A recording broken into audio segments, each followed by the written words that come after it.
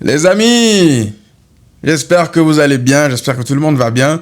Je suis très heureux de vous retrouver aujourd'hui. On va parler un peu de l'actualité du Barça, de Julián Álvarez versus Osimhen. Je vais vous donner mon avis par rapport à mes préférences. On a des débats en gros qui existent par rapport à ces deux joueurs-là. On va parler un peu de Mercato. On va parler de la saison du Barça, cette fin de saison en tout cas. Les dernières journées qui arrivent là. Le potentiel sacre du Barça qui se rapproche. Le Passillo, pas Passillo. Bref, il y aura pas mal de sujets dans cette vidéo. J'ai décidé en fait de répondre à pas mal de vos questions, la vérité, sur Instagram. Je vous avais laissé une boîte à questions sur Instagram. Et honnêtement, cette fois-ci, je sais pas qu'est-ce que vous avez mangé, il y a tellement de bonnes questions que je vais en répondre à beaucoup ici sur YouTube. Et puis le reste, je vais répondre directement sur Instagram là-bas. Donc n'hésitez pas aussi à venir sur Instagram pour qu'on puisse échanger, poser vos questions, pour qu'on puisse, de temps en temps comme ça, parler du Barça. Donc déjà, avant de rentrer dans les détails, j'aimerais vraiment remercier en fait les personnes qui ont continué à soutenir la chaîne durant ces dernières semaines-là, quand c'était dur, avant même le match retour face à l'Atlético Madrid. Il y a Ilosa qui a fait un don et qui avait dit « Merci boss, s'il se qualifie, je m'engage à tripler la somme. » Bon, malheureusement, le Barça s'est pas qualifié derrière, mais voilà, merci frérot, tu peux quand même tripler la somme. Hein. Bref, merci frérot, merci, ça fait plaisir. Il y a également Space Joe qui dit « Merci Massiane, tu sais, dans ce genre de moment, juste après une élimination, t'es souvent le seul que je viens voir, car je te trouve très lucide et tes analyses très pertinentes. Merci frérot. En plus, 40 minutes de vidéo. Je sais que c'est pas toujours facile de faire des vidéos, mais je te promets que nous sommes nombreux à les attendre avec impatience et à te soutenir encore. Merci. » Ça, c'était naturellement après l'élimination, lorsque j'ai sorti une vidéo de 40 minutes. Vous pouvez toujours aller la voir, où je vous disais qu'à titre personnel, j'étais encore plus attaché à cette équipe-là. Bref, vous pouvez toujours aller la voir, elle est toujours en ligne. Mais merci mon frérot. Si moi, ça me fait plaisir, en fait, de voir qu'il y a des gens qui pensent comme moi, en fait. Parce que je pense que si vous réagissez comme ça, c'est parce qu'on pense le plus souvent de la même manière. C'est parce que ce que vous avez en vous, peut-être que vous le voyez, en fait, quelqu'un qui l'extériorise comme ça. Ouais, ça me fait plaisir. Ça me fait plaisir de me dire, en fait, que je suis, entre guillemets, à l'image de ce que vous pensez aussi, ce que je pense, et qu'on se rejoigne dedans, en fait. Sans non plus être à chaque fois dans les excès, que ce soit dans le négatif ou le positif. On peut ne pas être d'accord forcément, mais voilà, ça sert à ça aussi. C'est pour ça que j'ai lancé ma chaîne La Vérité. Moi, je suis le premier consommateur de mes vidéos, je le dis tout le temps. Donc forcément que naturellement, ça crée ce sentiment de proximité. Merci, c'est à moi de vous remercier, tout simplement. On a enfin NR Mazer qui parle du Mercato. Yo tonton, je voulais te faire part de mon Mercato idéal et j'aimerais ton avis. Arrivé, Bastoni, d'après les médias, une offre de 55 millions devrait suffire, même si j'ai vu qu'on parlait d'ajouter un joueur dans l'équation. Léo, alors, par rapport à ton commentaire, frérot, je vais répondre beaucoup plus en détail tout à l'heure parce qu'on va parler de Mercato aujourd'hui. Juste, je tiens quand même à te remercier pour ton don. Je tiens à remercier toutes les personnes qui ont fait des dons, franchement, même celles qui ne font pas de dons. Hein. Juste le fait d'être là, présent sur la chaîne, c'est beaucoup. Donc, merci pour la force. On en a fait du chemin ensemble et ça me touche en fait de voir que vous êtes toujours là, engagé et prêt à soutenir en fait la chaîne comme ça. Maintenant, je vais commencer justement par répondre à ta question à toi, avant de revenir sur les autres questions qui m'ont été posées sur Instagram. Alors, par rapport aux arrivées, Bastoni, d'après les médias, comme tu dis, une offre de 55 millions devrait suffire. Je sais pas, je ne pense pas. Je pense que Bastoni, ça va se faire peut-être autour de 60 millions d'euros. 55, c'est beaucoup trop optimiste, à mon sens. Peut-être que l'Inter vont accepter un 60 millions plus bonus. Maximum 65 millions. Minimum, je veux dire 65 millions. Mais je vois pas non plus le Barça aller plus haut. Je pense que le Barça s'est fixé un minimum, je veux dire un maximum, de 65 millions.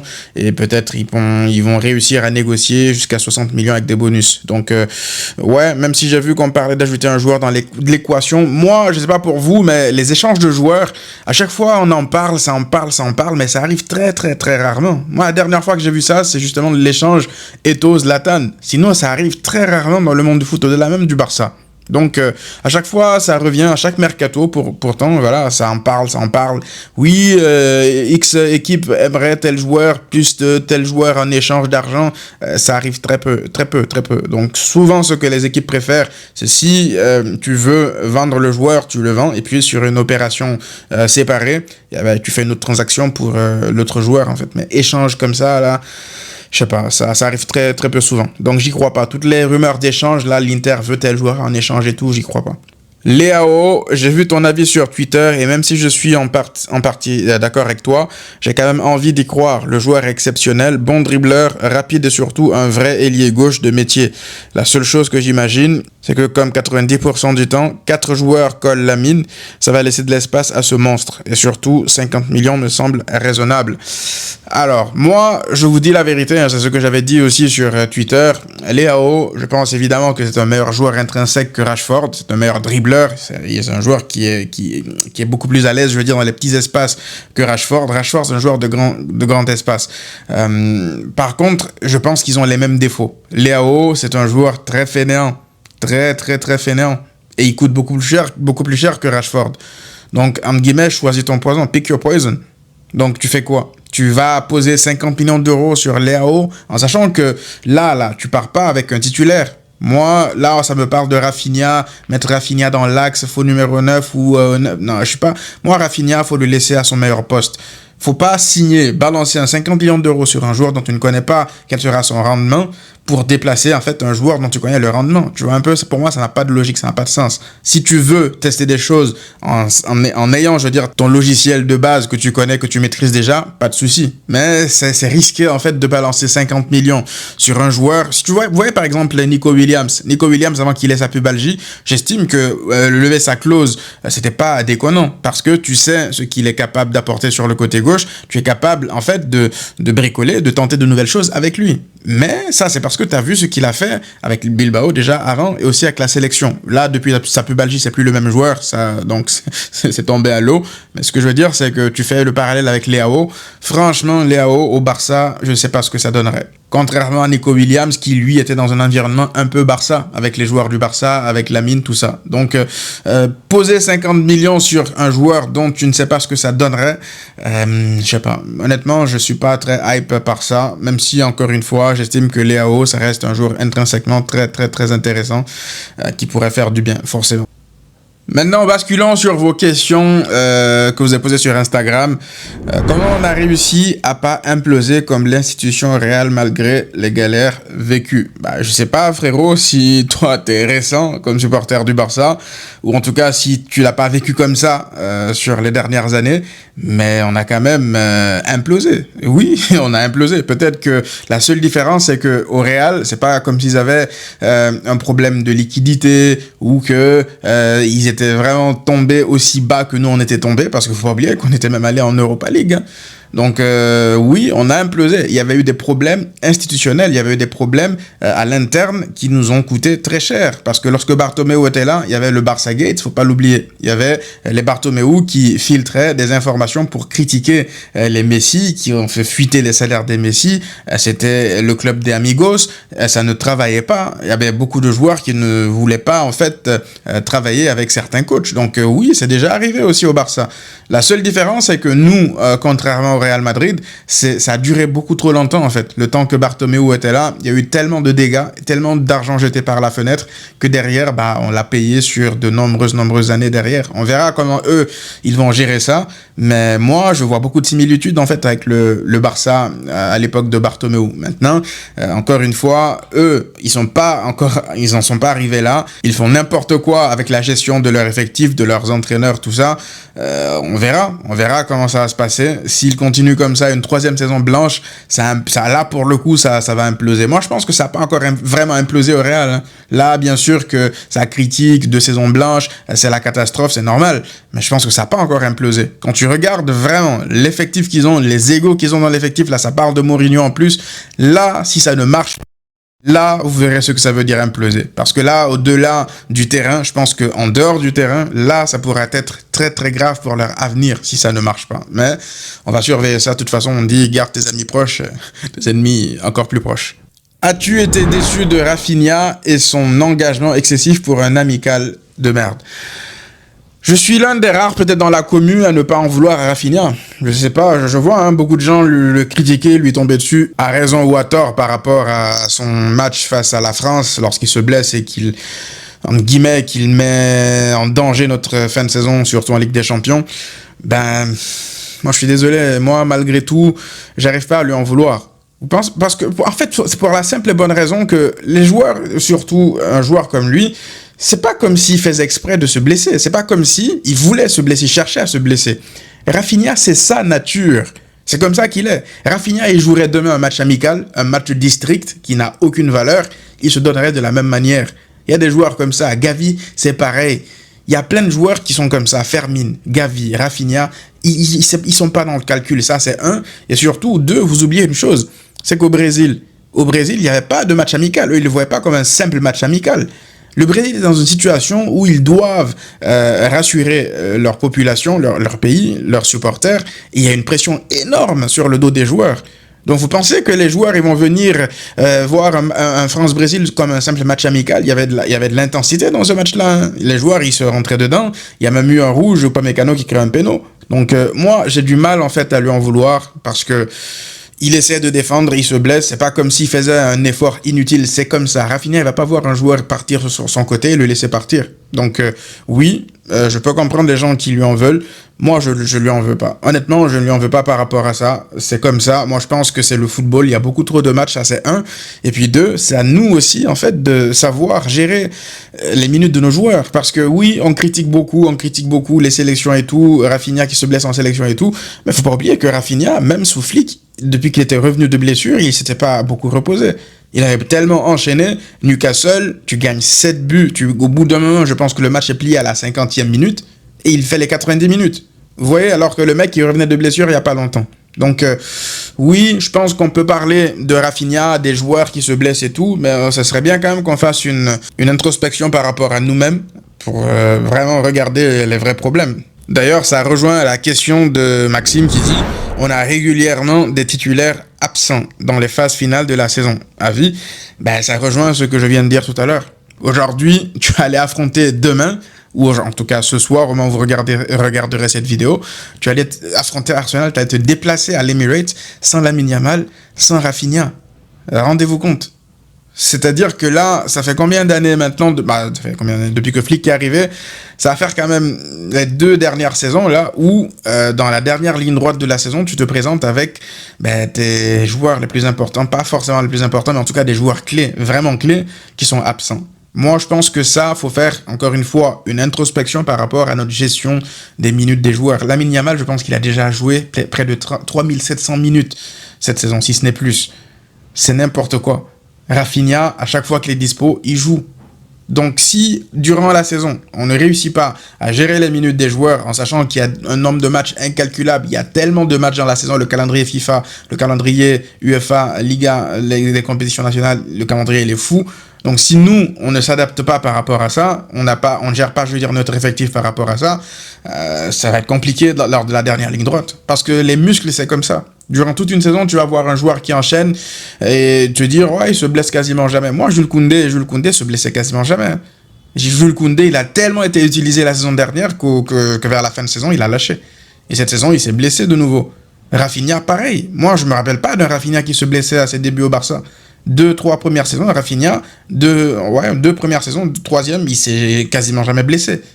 Mais à chaque fois qu'on surutilise un joueur et qu'on force, le corps, il te dit stop au bout d'un moment, en fait, sur la durée. Ça peut ne pas arriver tout de suite, ça peut ne pas arriver même après 1-2 semaines de repos, mais si tu as joué 500 matchs depuis le début de saison, au bout d'un moment, ton corps, il va te lâcher. C'est arrivé avec Pedri, c'est arrivé avec Gavi.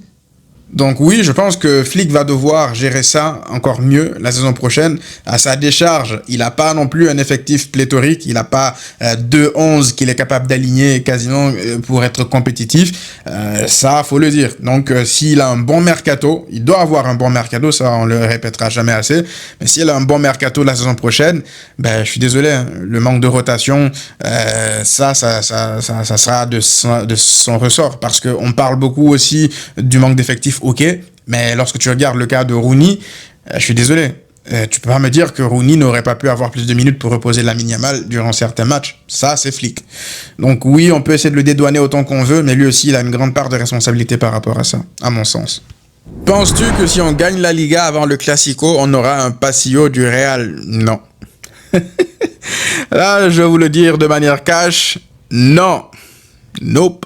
On n'aura pas de Passillo parce que déjà qu'on entend dans la presse madrilène, Real Madrid TV qui commence déjà à dire la Liga Negreira que le Barça va gagner, 11 points, les arbitres ont permis au Barça d'avoir 11 points d'avance. Vous voyez un peu la mauvaise foi, la malhonnêteté intellectuelle de leur côté, de leurs médias et même leurs joueurs, la vérité. Lorsque tu regardes, je l'ai dit la dernière fois, tu regardes leur réaction après la victoire lors du dernier Classico en Liga dans leur stade. Regarde la réaction, Vinicius qui veut se battre avec Lamine Yamal, Carvajal qui est censé être capitaine de Lamine Yamal, ou leader même en sélection, qui vient chambrer Lamine Yamal, qui lui dit de la fermer en fin de match, tout ça. Ils savent ni gagner ni perdre. Lorsqu'ils gagnent, ils chambrent. Vinicius, c'est pas la première fois. Par le passé au Montjuic, il gagnait déjà. Tu vois Ancelotti le sortir, il chambre le public en sortant. Donc c'est pas quelque chose d'isolé en fait. C'est leur groupe de joueurs là, cette génération qu'ils ont, c'est des générations de mecs en fait imbuvables. Quand ils gagnent, ils sont imbuvables, mais quand ils perdent, ils veulent se battre avec tout le monde. Quand ils perdent là, faut brûler le terrain, faut jeter des glacières et des grenades sur les arbitres, faut harceler tout le monde, c'est comme ça. Donc faut pas vous attendre à ce qu'il soit fair play. Le Real Madrid fair play, moi je pense que juste si jamais le Barça gagne la Liga avant le Classico, ben ça sera une occasion supplémentaire pour eux de salir leur image. Parce que là, ils vont se cacher derrière le fait que, ouais, non, la Liga de Negreira, et puis aussi, ils vont essayer de mettre en avant le fait que par le passé, le Barça aussi n'avait pas fait de Passillo au Real, vous voyez? Alors que le Barça, lorsqu'il fallait faire un Passillo au Real, c'est-à-dire en Liga, lorsque le Real était déjà champion en 2008, en 2007, ils l'ont fait. Et c'était l'un de mes souvenirs les plus douloureux en tant que supporter, vous voyez? La seule raison pour laquelle ils essaient de dire que le Barça aussi n'a pas fait de Passillo, c'est en fait lorsqu'ils étaient allés gagner la Coupe du Monde des clubs, il me semble, oui, la Coupe du Monde des clubs, ils sont revenus, la Coupe du Monde des clubs, je vous rappelle que le Barça n'y participe pas, ça c'est un. Et en règle générale, la Coupe du Monde des clubs, lorsque tu la gagnes, c'est lorsque tu rentres, ton premier adversaire que tu affrontes après l'avoir gagné, c'est lui qui est censé te faire le Passillo. Donc je crois que le Barça affrontait le Real 2 journées après la Coupe du Monde des clubs, et le Real exigeait en fait que le Barça leur fasse le Passillo. Un Passillo déjà dans une compétition dans laquelle t'es pas concerné, ça c'est un. Et puis 2, un Passillo après 2 journées après que t'aies gagné la Coupe du Monde des clubs. Ben normal que le Barça fasse pas le Passillo. Donc ils en ont profité pour refuser de faire aussi derrière le Passillo, je crois, pour le Barça lorsque le Barça avait gagné la Coupe du Roi ou la Super Coupe d'Espagne, un truc comme ça. Ils avaient dit ouais, nous aussi ils n'ont pas fait le Passillo, on fera pas le Passillo. Donc le Passillo, voilà, faut oublier ça. Ça a toujours été de mauvais perdants le Real. Le Barça n'a aucun problème à faire un Passillo au Real qu'ils doivent le faire, même lorsqu'ils gagnent. Le Barça la dernière fois, ils avaient fait un Passillo au Real lorsque le Real avait perdu la finale de la Copa, la Super Copa, pardon, et le Real voulait pas. Mbappé, vous vous rappelez, Mbappé a dit aux gars, venez, on fait pas le Passillo dans les vestiaires. Bref, donc ne vous attendez pas à ça, ne vous attendez pas à un Passillo du Real. Donc c'est pour ça que moi, j'espère en fait que le Barça va gagner le championnat après le classique, durant le classico, je veux dire. Là, pour le coup, ça sera beaucoup plus satisfaisant de les voir rentrer tête baissée comme ça, vite fait dans les vestiaires et de nous entendre chanter et de célébrer devant notre public. Leur rendre en fait la monnaie de leur pièce après leur célébration, comme s'ils avaient gagné la Liga au classico d'octobre. Marcus se réveille trop tard, c'est dommage. Ben c'est ça. Moi, la vérité, je vous l'ai dit, Marcus Rashford, je pense que ça reste un bon joueur. Pas que je pense, ça reste un bon joueur, Marcus Rashford. Il a des qualités de vitesse de fou. On l'a vu sur son dernier but la dernière fois. Mon problème avec lui, c'est que son jeu sans ballon, en fait, je sais pas si un jour ça pourra changer. Bah, Rashford, c'est comme Mbappé, c'est comme Léo. Ces joueurs-là, c'est en eux. C'est pas dans leur logiciel. Ils sont pas comme ça. Même s'ils font des efforts. Rashford, il a fait des efforts à certains moments. Hein. Tu l'as vu parfois venir défendre parce que voilà, il a compris que là, il n'avait plus le choix. Notamment au match retour contre l'Atlético Madrid, lorsqu'il est rentré, il a essayé. On l'a vu le match contre l'Espagnol, je crois. Il est rentré, il a défendu parce qu'il a vu que c'était trop flagrant le fait qu'il défendait pas à l'aller contre l'Atlético Madrid. Mais ça va être ponctuel. Ça va être ponctuel. Le mec, il va pas chasser en fait son naturel. C'est difficile. Même lorsqu'il veut, ben, ses réflexes vont toujours revenir. Donc ça, pour moi, c'est problématique. Et je vous dis la vérité, c'est pas ça qui me dérange le plus. Parce que je pense que c'est un joueur qui peut stater, qui peut être un joueur en sortie de banc. Le problème, c'est que derrière, c'est son salaire. Déjà, ça, c'est un. Et puis, le prix. Manchester United, moi, je l'ai dit, si jamais United est prêt à accepter un second prêt, quand j'entends des noms comme Abdé, Virgili ou je sais pas quoi, je me dis que je préfère encore garder Rashford en prêt plutôt que d'aller poser 30 millions sur ces joueurs-là qui ne sont pas confirmés et tu ne sais pas ce qu'ils vont t'apporter. Au pire, je préfère encore aller poser un 30 millions, un 25-30 millions sur Mika Godz de l'Ajax. C'est un bon joueur, lui pour le coup, t'as l'impression que voilà, il a les deux, il a les stats, il a le jeu sans ballon, il a les dribbles, il a l'explosivité. Donc moi c'est un pari que je suis prêt à tenter en fait. Mais pour le reste, si jamais j'ai vraiment pas le choix et que United il refuse un nouveau prêt de Rashford, ben je préfère encore ne pas dépenser et de partir avec Fermin qui dépanne sur le côté gauche. Parce que tu te dis, si tu dois revenir en fait à Rashford, tu peux te dire aussi que il a pas le temps de saison d'adaptation. On a vu même des Rafinha galérer lors de leur première saison. Même si Rafinha, il a toujours tout donné, hein. On le savait que Rafinha, il allait tout donner. Même en étant nul durant sa première saison. Nul, c'est un grand mot. Mais en tout cas, même en ratant sa première saison, il se donnait à fond à chaque fois. Donc, ouais, peut-être qu'une deuxième saison avec plus d'adaptation, avec un peu plus d'automatisme aussi avec son équipe, ses coéquipiers, ben, peut-être qu'on verra un meilleur Rashford si jamais il devait être là la saison prochaine. Encore une fois, moi, la seule manière de le garder, ça serait un prêt. Ça serait un nouveau prêt. Je veux pas dépenser le moindre euro sur lui, encore moins avec un salaire démesuré. Ça serait un nouveau prêt avec un salaire réduit. Sinon, merci, ciao, bye bye. Bon retour à l'envoyeur. Et puis voilà, on trouvera d'autres solutions. Tu penses que la direction pourra faire les choix forts avec les ventes de certains joueurs? Ben, je pense que ça sera nécessaire, pas tant parce que tu as forcément besoin de vendre ou tu as besoin de liquidité ou quoi que ce soit, même si oui, t'en auras besoin, mais je pense plus même dans une sorte de projet sportif, vraiment dans la manière à laquelle tu bâtis ton équipe, le projet sportif, je pense que le Barça devrait envisager de vendre certains joueurs qu'on pourrait penser intouchable. Alors, moi, déjà, le premier que je vois partir, qui n'est pas intouchable et qui devrait partir, que le Barça devrait forcer à partir, c'est Araujo. Je pense que la situation, elle est intenable, en fait. D'avoir un capitaine qui touche déjà un gros salaire et que tu ne peux pas mettre titulaire dans les gros matchs parce que tu sais pas, c'est pile ou face avec lui, tu peux pas continuer une saison supplémentaire avec ça. Donc, si tu peux cash out sur lui, même un 20 millions, 30 millions, vends-le, en fait. Tu dois réussir à le convaincre que cette situation-là, elle est pas tenable sur le moyen terme, sur le court terme. C'est pas possible, en fait. Il peut pas être là à se la couler douce sur le banc et puis être là que pour dépanner sur le côté droit ou lorsqu'il y a un pépin physique, alors qu'il touche un si gros salaire. Donc, Araujo, pour moi, ça doit partir. Le Barça doit tout faire pour le faire partir. Ils doivent arrêter ce sentimentalisme-là, de se dire, oui, on est là, on doit le soutenir dans sa post-dépression. Le football, c'est un business aussi. Au bout d'un moment, on l'a soutenu lorsqu'il fallait le soutenir dans cette épreuve-là.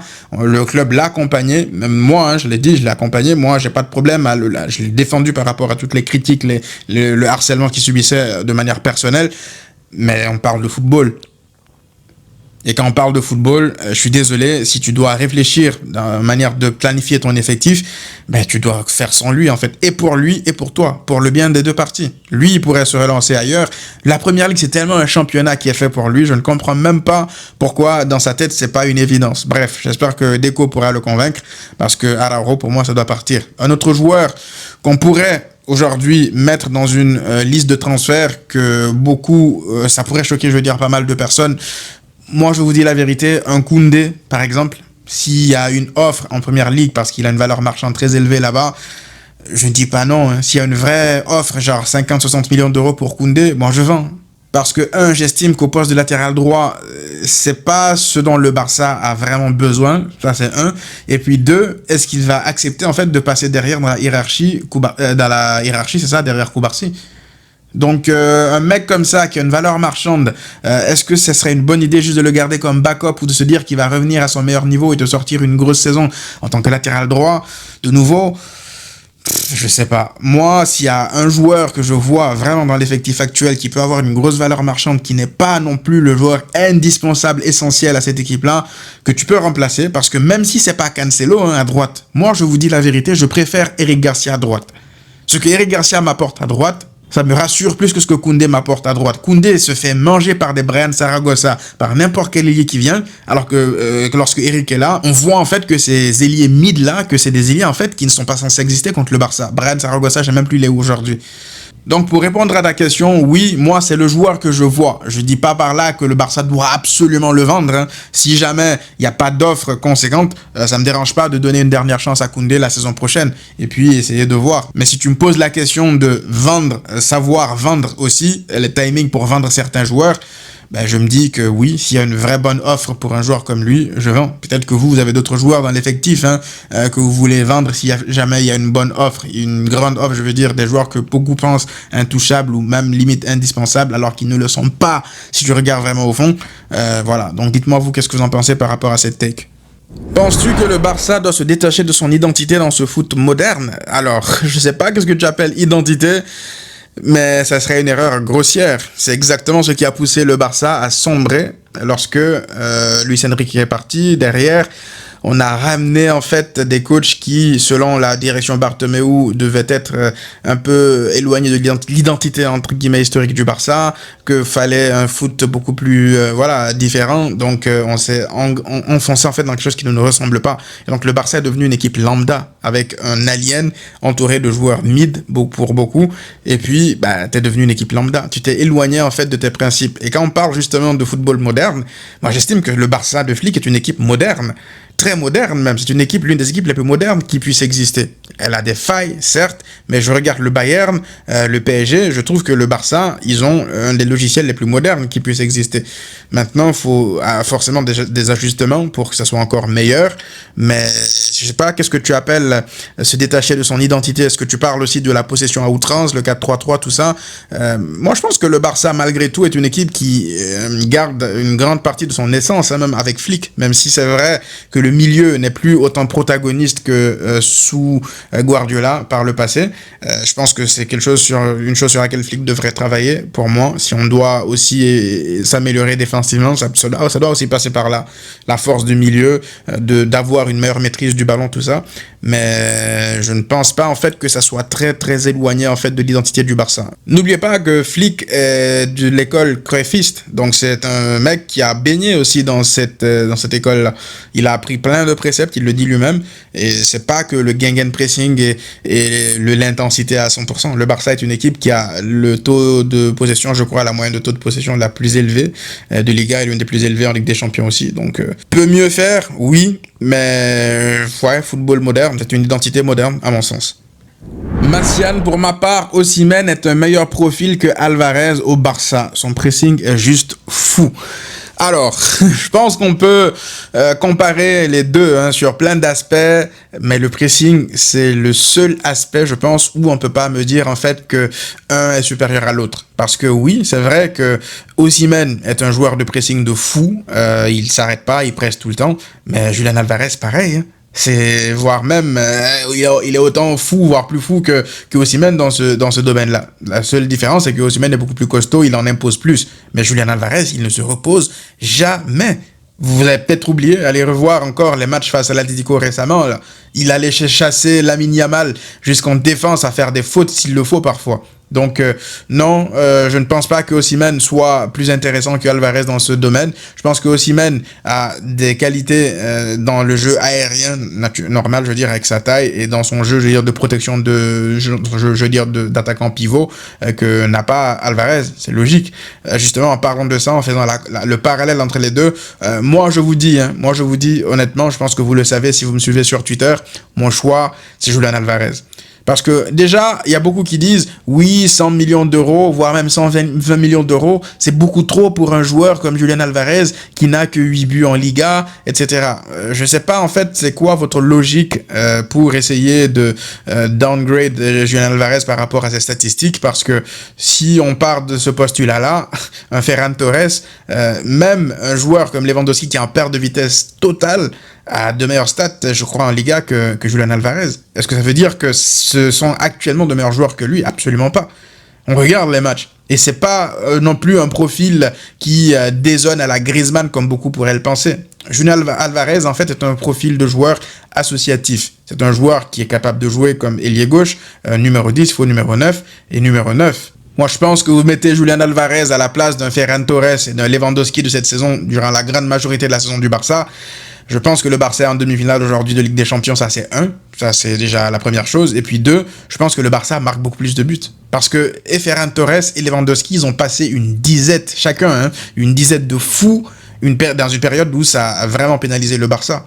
Le raté de Ferran Torres contre Chelsea, c'est ça le problème avec Ferran Torres, c'est que tu sais qu'au bout d'un moment, il y aura un plafond de verre. C'est comme ça, c'est son niveau. Peut-être qu'il est capable de marquer dans d'autres matchs importants, on l'a vu au retour contre l'Atlético Madrid, mais c'était trop tard en fait. C'était trop tard. Un Julian Alvarez, tu le trouves dans certaines situations, dans certains contextes, tu sais qu'il va la mettre au fond. Parce qu'il tergiverse pas beaucoup devant la surface, devant le but. Lui, il allume la cage. C'est comme ça. Il a ce côté tueur-là. C'est pas forcément un mec qui a énormément staté dans sa carrière. Mais en fait, c'est ça l'erreur que beaucoup font. Là, vous pensez en fait que Julian Alvarez, t'as forcément besoin d'un neuf qui va te planter 60 buts chaque saison en fait. Lorsque vous regardez l'attaque du Paris Saint-Germain, c'est qui te plante 60 buts là-bas? Qui? Personne. Est-ce que pour autant l'attaque du PSG n'est pas létale? Ils sont dangereux parce que le danger vient d'absolument partout. Absolument n'importe qui peut marquer dans leur attaque. Et c'est la raison pour laquelle je pense que Julian Alvarez, si jamais demain tu le signes, tu vas pas juste avoir un mec qui va te garantir, je pense qu'il peut te les garantir minimum, 30-40 buts minimum par saison, parce qu'il en a les capacités. S'il a toutes les occasions et les situations que les Ferran et les Lewandowski ont, il va te les mettre, il n'y a pas de problème. Mais surtout, derrière Julian Alvarez, c'est un mec qui va faire marquer les autres. Moi, je m'attends en fait à beaucoup plus de statistiques de la part de Lamine Yamal et de Rafinha si jamais Julian Alvarez est là. Parce que c'est un mec qui fait beaucoup de passes décisives. Ça, c'est quelque chose qu'on a tendance à oublier. Lorsqu'on le compare à des Osimhen ou d'autres attaquants, on parle beaucoup des buts ou des choses comme ça, mais le nombre de passes décisives de Julian Alvarez, ça, on n'en parle pas assez. Le nombre de passes clés, le nombre d'occasions qu'il crée pour ses partenaires. Donc, un mec qui est capable de te mettre des coups francs de fou, qui ne s'arrête jamais de courir, qui est presque comme un dératé, qui a une qualité de frappe monstrueuse, qui arrache les cages à chaque fois qu'il arme un tir. Franchement, si vous estimez qu'il vous faut forcément un mec qui va vous planter 60 buts, 70 buts pour être compétitif, c'est votre choix. Mais moi, je vous dis la vérité, même si demain, c'était pas Julian Alvarez que le Barça a décidé de signer ou que c'est plus possible Julian Alvarez, moi, Osimhen, c'est pas mon choix. Je préfère que le Barça n'aille pas sur Osimhen, je préfère encore un autre type d'attaquant. Pourquoi? Parce que je vous connais, vous les supporters du Barça. Cette commune là, on vous connaît. Là, tout le monde est en train de rêver sur Osimhen, mais Osimhen, je vois très bien ici les supporters du Barça, les mêmes qui le veulent absolument parce qu'il presse et tout, parce qu'il est bon de la tête, l'insulter parce qu'il doit rater en fait 2 contrôles sur 3. Un contrôle sur 3, un contrôle sur 2.